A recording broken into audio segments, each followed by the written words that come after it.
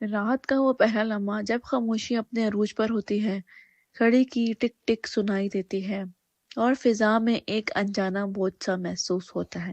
بس وہی وقت تھا اینابیلا نے اپنی پہلی سانس لی۔ سن 1970 کا سال تھا۔ امریکہ کے ایک چھوٹے سے شہر میں دو نرسنگ طالبات ڈونا اور انجی ایک معمولی سے فلائٹ میں رہتی تھی۔ زندگی سادہ تھی، کالج، نوکری اور شام کو ایک دوسرے کے ساتھ باتیں کرتے گزر جاتی۔ مگر ایک دن ڈونا کی سالگرہ پر اس کے والد نے ایک پرانا کپڑے کا گڈا تحفے میں دیا۔ گڈے کا چہرہ مسکراتا ہوا، سرخ گالوں والا اور کالے بٹن جیسی آنکھوں والا تھا۔ بظاہر وہ ایک عام کھلونا لگتا تھا، مگر وہ مسکراہٹ کچھ زیادہ ہی زندہ معلوم ہوتی تھی۔ شروع کے دنوں میں سب معمول کے مطابق رہا۔ گڈا ڈونا کے بستر پر بیٹھا رہتا، کبھی الماری کے پاس رکھا ہوتا، مگر پھر ایک عجیب بات شروع ہوئی۔ جب بھی وہ دونوں واپس گھر آتی، گڈا اپنی جگہ تھوڑا سا ہلا ہوا ملتا۔ شروع میں انہوں نے سوچا شاید ہوا یا خود ان کی لاپرواہی ہو، مگر ایک روز ڈونا نے گڈے کے کمرے کو دوسرے کونے میں بیٹھا دیکھا، جہاں اسے کبھی رکھا ہی نہیں گیا تھا۔ انجی نے ہنستے ہوئے کہا، شاید تم نیند میں اٹھ کر خود رکھ دیتی ہو ڈونا، مگر ڈونا کے دل میں ایک انجانا سا خوف بیٹھ گیا تھا۔ رات کو سوتے ہوئے اسے اکثر یوں لگتا جیسے کوئی اس کے کمرے میں چل رہا ہو، آہستہ آہستہ، دبے قدموں سے۔ ایک شام جب وہ واپس آئی تو میز پر ایک چھوٹی سی چٹ پڑی تھی، کاغذ کا ٹکڑا جس پر بچوں جیسی لکھائی میں لکھا تھا، ہیلپ می، میری مدد کرو۔ کمرے میں کسی تیسرے انسان کا کوئی نشان نہیں تھا، دروازے بند، کھڑکیاں بند، اور گڈا ہمیشہ کی طرح بستر پر بیٹھا اپنی معصوم مسکراہٹ کے ساتھ۔ اگلی رات ڈونا نے دیکھا کہ گڈے کے ہاتھ پر لال دھبا سا بنا ہوا ہے، جیسے خون ہو۔ اس نے انجی کو جگایا، مگر جب دونوں نے دوبارہ دیکھا تو دھبا غائب تھا۔ اب وہ دونوں خوف زدہ تھے۔ انہوں نے اپنے ایک دوست لو کو بلایا جو اکثر ان کے ساتھ شام گزارتا تھا۔ لو نے گڈے کو دیکھ کر ہنستے ہوئے کہا، یہ تو بچوں کا کھلونا لگتا ہے، تم دونوں اتنا ڈر کیوں رہی ہو؟ مگر جب اس رات وہاں سویا تو اس نے خواب میں دیکھا کہ گڈا اس کے سینے پر چڑھ کر سانس روکے ہوئے ہے۔ لو چیخ کر جاگا اور دیکھا کہ اس کے سینے پر خراشیں تھیں، 3 لمبی اور گہری لکیریں جیسے کسی پنجے سے بنی ہوں۔ اگلے دن سب نے فیصلہ کیا کہ یہ گڈا عام نہیں ہے۔ انہوں نے ایک مقامی پادری کو بلایا۔ پادری نے گھر کی تلاشی لی، مگر کچھ نہیں ملا۔ اس نے کہا، یہ شیطانی روح نہیں لگتی، مگر یہاں کوئی غیر مرئی طاقت ضرور ہے۔ پادری نے مشورہ دیا کہ وہ لوگ ایڈ اور لورین وارن سے رابطہ کریں، جو مشہور نارمل اینوگسٹرس ہیں۔ وہی لمحہ تھا جب اینابیلا کا نام پہلی بار کسی نے لیا۔ ایڈ وارن نے جب گڈے کو دیکھا تو فوراً سمجھ گیا کہ یہ صرف کوئی جن یا بھوت نہیں، یہ ایک بدروح کی آمہ جاگا ہے، ایک ایسی ہستی جو انسانی روح کا روپ دھارنے کی کوشش کر رہی ہے۔ ڈونا لرز گئی۔ وہ سمجھ چکی تھی یہ گڈا ایک دوست نہیں بلکہ ایک دروازہ ہے، ایک ایسا دروازہ جس کے پیچھے اندھیرا زندہ ہے، اور یہی وہ آغاز تھا اینابیل کی لعنت کا۔ ایڈ اور لورین وارن نے جب ڈونا اور انجی کے اپارٹمنٹ میں قدم رکھا تو فضا میں ایک عجیب سا بوجھ محسوس ہوا۔ ہوا جیسے رک گئی تھی، کمرے کے کونے دھندلی دکھائی دیتے، اور فرش پر رکھا وہ گڈا اینابیل اپنی ساکت آنکھوں سے ان دونوں کو گھورتا معلوم ہوتا۔ لورین وارن ایک حساس خاتون تھی، یعنی روحانی حس رکھنے والی کہا جاتا تھا۔ وہ لمحہ بھر کے لیے خاموش ہوئیں، پھر آہستہ سے بولی، ایڈ، یہ گڈا خالی نہیں ہے، کوئی اس میں رہتا ہے، کوئی بہت غمگین اور بہت خطرناک۔ ڈورا نے سہمے لہجے میں بتایا کہ کیسے گڈا خود بخود حرکت کرتا ہے، نوٹ لکھتا اور کبھی کبھی خون کے تھپے بناتا۔ ایڈ نے گڈے کے قریب جا کر کہا، ہم تمہیں نقصان نہیں پہنچانا چاہتے، صرف یہ جاننا چاہتے ہیں کہ تم کون ہو۔ کمرے کی بتی ذرا سی مدھم ہوئی۔ ایک لمحے کے لیے لورین کو یوں محسوس ہوا جیسے گڈے کی آنکھوں میں چمک سی لہرائی ہوئی۔ وارنز نے بعد میں ڈونا سے سوال کیا، کیا کبھی کسی روح سے رابطے کی کوشش کی گئی؟ ڈونا نے بتایا کہ چند ہفتے پہلے انہوں نے ونجا بورڈ کے ذریعے اینابیلا ہینکس نامی ایک بچی کی روح سے بات کی تھی جو کبھی اسی زمین پر رہتی تھی۔ اس نے کہا تھا کہ وہ اکیلی ہے اور صرف ان کے ساتھ رہنا چاہتی ہے۔ یہ سن کر لورین نے گہری سانس لی۔ وہ بچی نہیں تھی، وہ کسی اندھیری ہستی کا جھوٹا روپ تھی۔ تم دونوں کو دھوکہ دیا گیا ہے۔ एड वॉरन ने पूरे घर की तफ्तीश की। उन्होंने नोट किया कि गुड्डे के इर्द गिर्द दर्जा हरारत कम हो जाता था और कमरे में गंदे गोश्त जैसी बू महसूस होती थी, जो अक्सर शैतानी मुजाहिर के वक्त आती है। इस रात वॉर्स ने फैसला किया कि गुड्डे को अपने साथ ले जाएगी ताकि मजीद तहकीक की जा सके। डोना ने हिचकिचाते हुए इजाजत दे दी, मगर कहा, बराए करम इसे यहाँ से ले जाएं, हम अब यहाँ एक लम्हा भी नहीं रह सकते। गुड्डा एक पुराने बॉक्स में बंद किया गया। एड ने एहतियातन स्लेब के निशान से इस पर पानी का छिड़का, फिर लॉरीन के साथ गाड़ी में बैठ गया। सफर शुरू हुआ, मगर जल्द ही एहसास हुआ कि कुछ ठीक नहीं। गाड़ी का इंजन बार बार बंद हो जाता, ब्रेक काम नहीं कर रही थी। एक मोड़ पर गाड़ी अचानक खुद ब खुद दाएं जाना मुड़ी। अगर एड ने सख्ती से स्टीयरिंग ना पकड़ा होता तो वो सीधी खाई में जा गिरते। एड ने चलती गाड़ी में दुआ पढ़ना शुरू की। जैसे ही उसने अवर फादर कहना शुरू किया, गाड़ी दोबारा नॉर्मल हो गई। लवरी ने डब्बे की तरफ देखा, वो हल्का सा कांप रहा था। वार्स ने अपने घर पहुंचते ही गुड्डे को मुकद्दस कमरे में बंद कर दिया गया, जहां वो अक्सर खतरनाक अशिया रखा करते थे। उन्होंने सोचा शायद अब सब खत्म हो गया, मगर एनाबेला की कहानी तो अभी शुरू हुई थी। कुछ दिन बाद एक नौजवान पादरी फादर जिसन इनसे मिलने आया। जब इसने गुड्डे को देखा तो हंस पड़ा और बोला, एड, ये सिर्फ एक गुड्डा है, तुम लोगों को डराने के माहिर हो गए हो। लवरी ने फौरन कहा, फादर मजाक मत करें, ये चीज तुम्हें जवाब दे सकती है। मगर इसने हंसते हुए गुड्डे को हाथ लगाया और कहा, अगर तुम वाकई शैतानी हो तो मुझे कुछ करके दिखाओ। एड ने फौरन से पीछे हटाया। इसने कहा, ये चीज मजाक नहीं, हमने देख लिया है कि ये क्या कर सकती है। फादर जेसन वापस जाते हुए अब भी मुस्कुरा रहा था, लेकिन रास्ते में इसकी गाड़ी का शदीद हादसा हुआ। गाड़ी मुकम्मल तबाह, मगर वह खुद किसी मौजे से जिंदा बच गया। जब होश आया तो उसने पहली बात कही, एड, मुझे लगा कोई मेरे कंधे पर बैठा था और इसने स्टीयरिंग मोड़ दिया। इस वाक़े के बाद वार्स ने फैसला किया कि गुड्डे को शीशे के एक मुकद्दस खाने में बंद किया जाए, जिस पर साफ अल्फाज में लिखा गया, warning, positively do not open. मगर लवरीन के दिल में एक बेचैनी बाकी रही। वो जानती थी कि एनाबेल जिंदा है और वो सिर्फ मौके का इंतजार कर रही थी, और शायद वो मौका जल्द आने वाला था। वार्स के घर पिछले हिस्से में एक मखसूस कमरा था, जिसे वो म्यूजियम कहते थे। ये जगह दुनिया भर से जमा की गई इन अशिया का मस्किन थी, जिन पर लानत, असीब या शैतानी असर पाया गया था। और इन्हीं में सबसे ज्यादा खतरनाक, सबसे ज्यादा जिंदा शय थी वही पुराने कपड़े का गुड्डा एनाबेल। शीशे के अंदर बंद, लकड़ी के फ्रेम में घिरी, उसके नीचे एक तख्ती लगी थी, positively do not open. And वारन रोजाना मुकद्दस पानी छिड़कता, दुआएं पढ़ता। लवरीन हर बार गुजरते हुए लम्हे भर के लिए रुकती और महसूस करती जैसे गुड्डे की आंखों में उसका तौक़ुफ़ कर रही है। लेकिन वक्त गुजरता गया और लोगों में तजस्सुस बढ़ने लगा। कुछ मेहमान, कुछ रिपोर्टर्स, कुछ कॉलेज के तलबा, सब देखने आते थे कि आखिर ये गुड्डा इतना मशहूर क्यों है। एक दिन एक नौजवान लड़का और उसकी गर्लफ्रेंड म्यूजियम आई। लड़का मोटरसाइकिल पर आया था और शरारत से बोला, ये है वो मशहूर गुड्डा, मैंने सुना था ये बस एक कहानी है।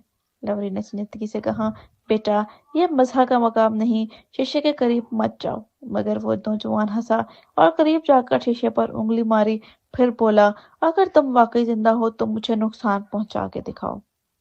लवरीन का चेहरा सट पड़ गया। उसने फौरन लड़के को वहां से निकाल दिया और अर्ज से कहा, मैंने उसकी आंखों में कुछ देखा था, जैसे कोई सियाह साया उसके पीछे चल रहा हो।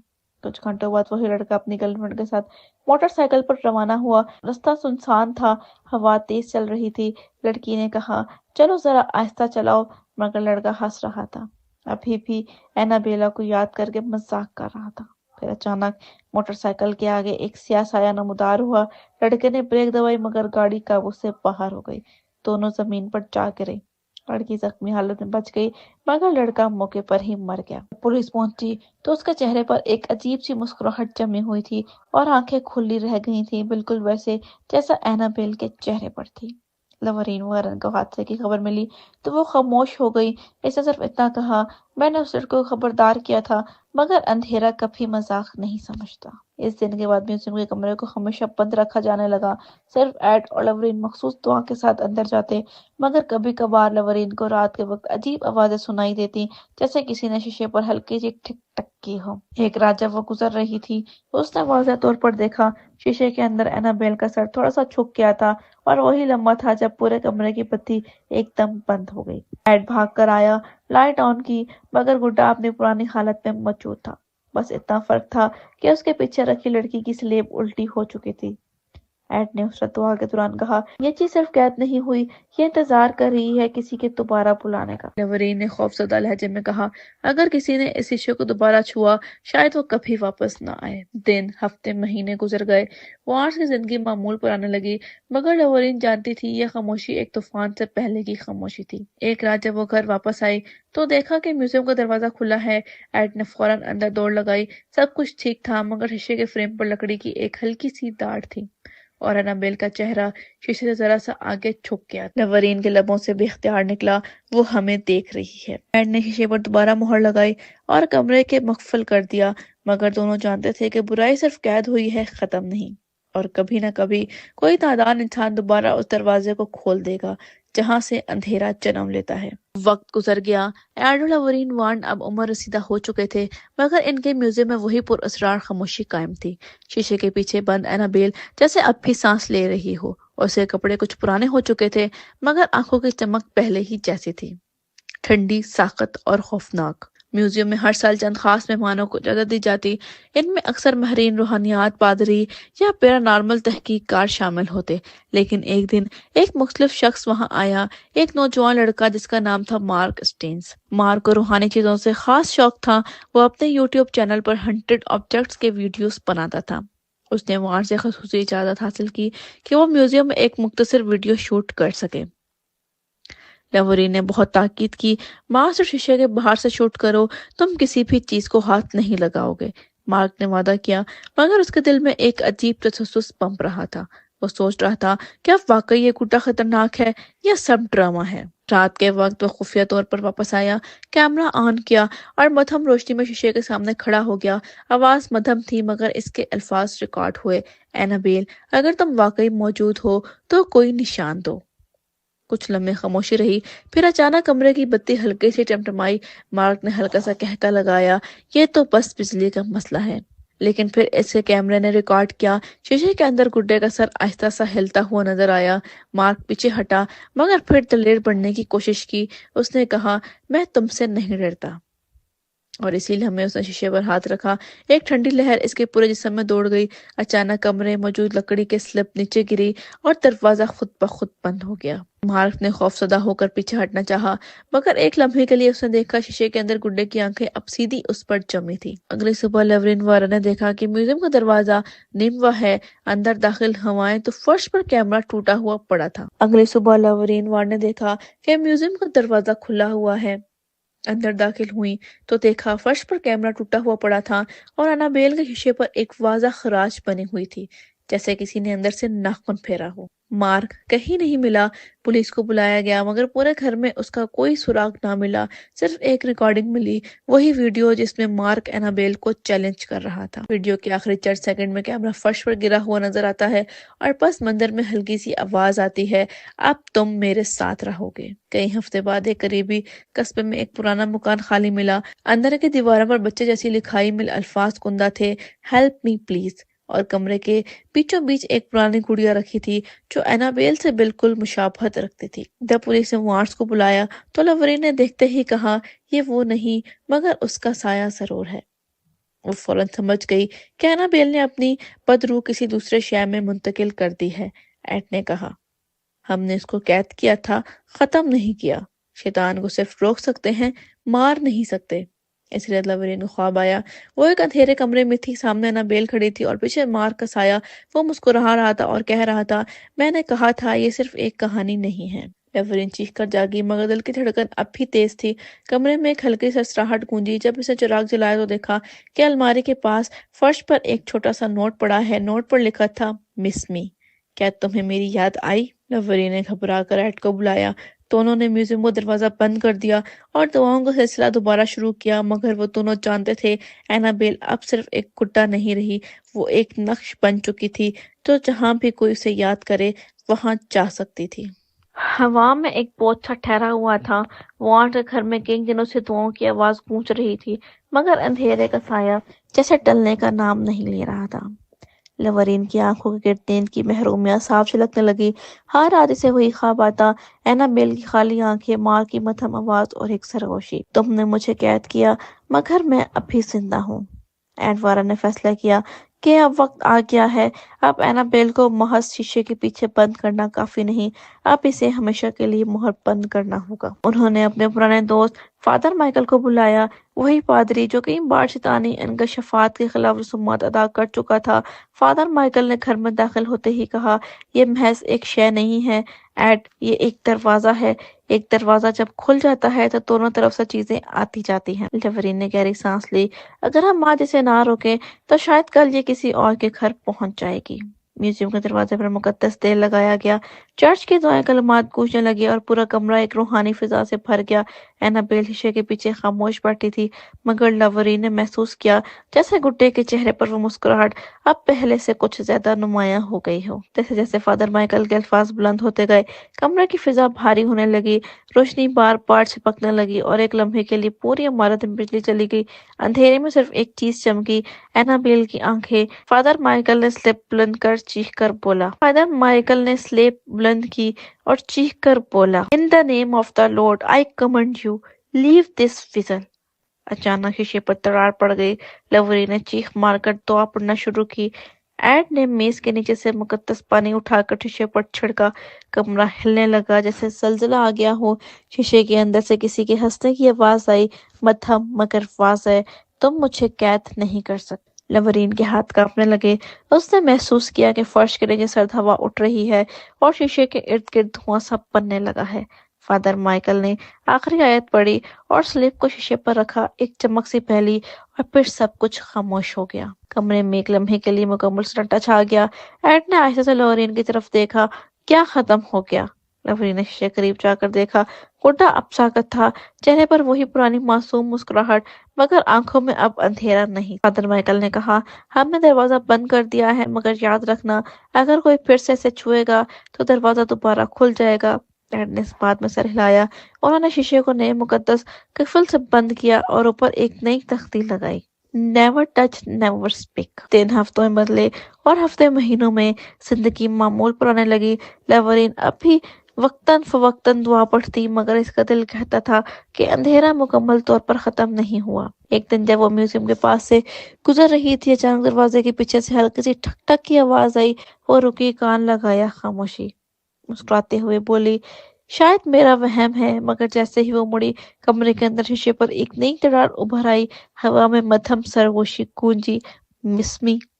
کئی سال بعد لورین والد کے انتقال کے بعد وارس کا میوزیم بند کر دیا گیا، سب اشیاء کو محفوظ مقام پر منتقل کیا گیا، سوائے ایک کے، شیشے کا وہ پرانا فریم جس پہ اینابیل بند تھی۔ ابھی بھی ایک نامعلوم جگہ پر رکھا ہے۔